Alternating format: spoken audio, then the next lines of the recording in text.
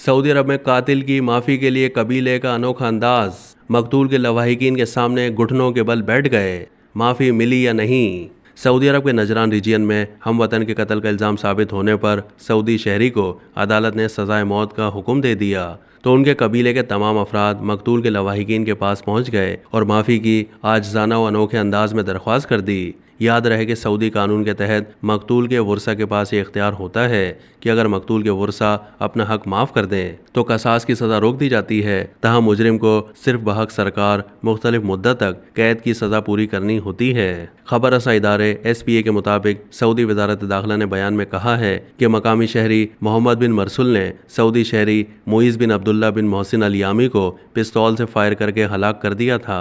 दोनों के दरमियान पुराना झगड़ा चल रहा था।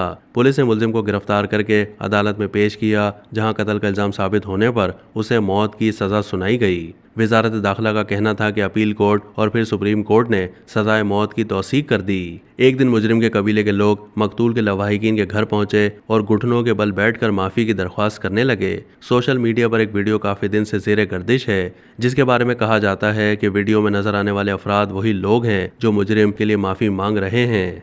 ये वीडियो वायरल हो गई, जिसमें लोगों को ज़मीन पर बैठे हुए देखा जा सकता है। फिर वहां मौजूद चंद अफराद अपनी एक टांग पर कपड़ा बांधकर खड़े हो गए और माफ़ी की दरख्वास्त करने लगे, लेकिन उनकी ये कोशिशें नाकाम हो गईं क्योंकि मकतूल के वर्सा ने मुजरिम को माफ़ करने से इनकार कर दिया। यूं वो लोग मायूस होकर वहां से लौट गए। कुछ अरसे के बाद ऐवान शाही से अदालती फैसले पर अमल दरामद का हुक्म जारी हुआ और फिर 20 सितंबर 2023 को मुलजिम को सजाए मौत दे दी गई। दूसरी जानिब वायरल वीडियो पर कई लोगों ने तबसरे किए। कुछ लोगों का कहना था कि उन्होंने इससे पहले माफ़ी मांगने का इतना आजिज़ाना और मुनफरिद अंदाज पहले कभी नहीं देखा।